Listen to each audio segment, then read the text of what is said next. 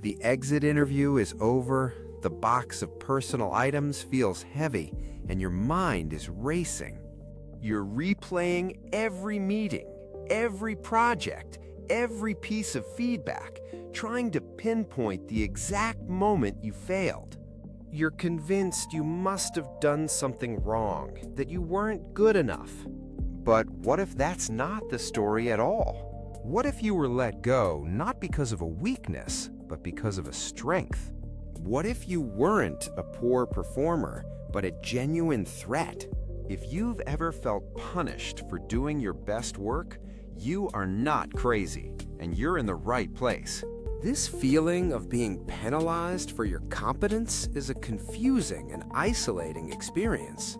It goes against everything we're taught about hard work and merit. In this video, we'll uncover the hidden logic behind this workplace paradox. We're going to explore the 3 primary reasons why good employees get pushed out.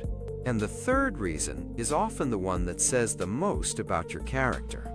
So let's start with the most common dynamic, the one that happens inside the mind of a manager. This is the insecure leader, for whom your competence is a threat. Psychologists refer to this as social comparison theory, where people evaluate themselves by comparing their abilities to others. In a healthy environment, a star performer elevates the team. But for an insecure manager, your success highlights their own perceived inadequacies. Imagine an employee named Alex who discovers a way to automate a tedious reporting process, saving the team 10 hours a week. Logically, Alex should be praised for this innovation. But their manager, who built and prided themselves on the old manual system, doesn't see efficiency. They see a challenge to their authority and expertise. Suddenly, Alex's feedback becomes disruptive, and their proactivity is labeled as not staying in their lane. The takeaway is that your talent became a spotlight on their insecurity, and they chose to turn off the light. Have you ever felt you had to shrink yourself to make a superior feel comfortable? But it's not always about individuals. Sometimes the problem is the entire system. This brings us to the second reason. Your efficiency becomes a disruption to a fragile system. Many organizations run on a hidden rhythm of just enough effort to get by. This delicate balance allows for predictable workflows and comfortable pacing. When you come in and operate at a level of high efficiency, you don't just finish your work early, you expose the system's bottlenecks. Consider an agile team where a new developer consistently completes their 2-week sprints in a single week. Instead of celebrating this speed, the team grows resentful. Her early finishes mean others have to accelerate their work, or it reveals that the project planning was flawed from the start. She becomes an inconvenient truth, a walking reminder that things could be done faster and better. The system, designed to protect itself, eventually ejects the disruptive element to restore its comfortable, slower pace. Your excellence didn't fit the culture's mediocrity, so you were labeled as a poor fit. That leads us to the third and most painful reason of all. It's when your very character, your values, become a silent rebuke of the company's culture.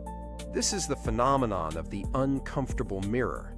You're the employee who raises ethical flags in meetings where everyone else is silent.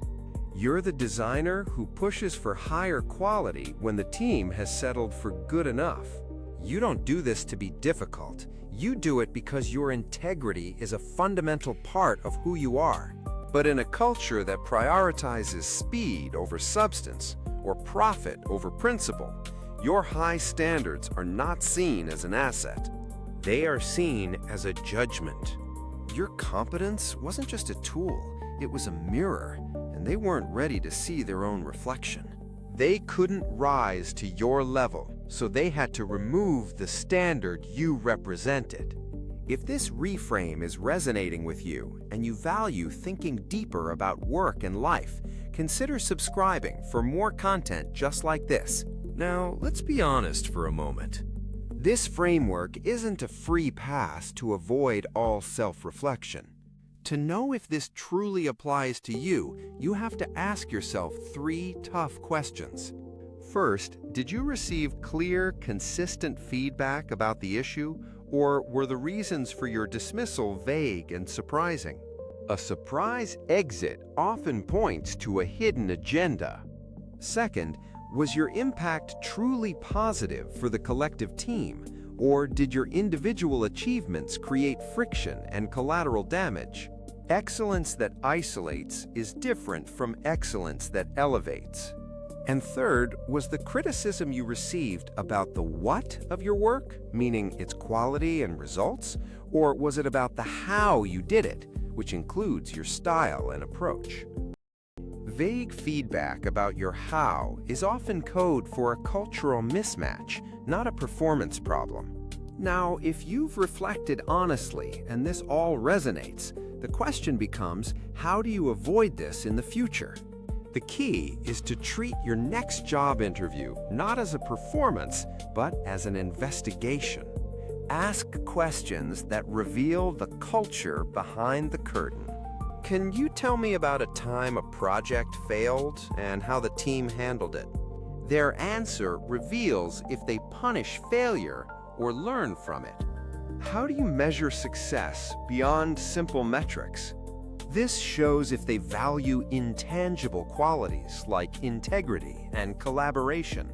You're no longer just trying to prove you're a good fit for them. You're determining if they are a good fit for you. So let's bring this all together. You may have been pushed out because your competence was a threat to a boss, your efficiency was a disruption to a system, or your integrity was a mirror to a culture. In each case, the problem wasn't your lack of value. It was that they were not equipped to handle the value you brought. They didn't get rid of you for your weaknesses. They got rid of you for a strength their culture couldn't contain. So let go of the idea that you failed. You didn't fail the company. The company failed you. This experience of rejection was not a judgment of your worth. It was a redirection. Your last job was a filter. It filtered you out so you could find a place you don't have to shrink to fit. Thank you for watching and for allowing yourself to consider this perspective. If you found value here, subscribe for more and go find a place that deserves your talent.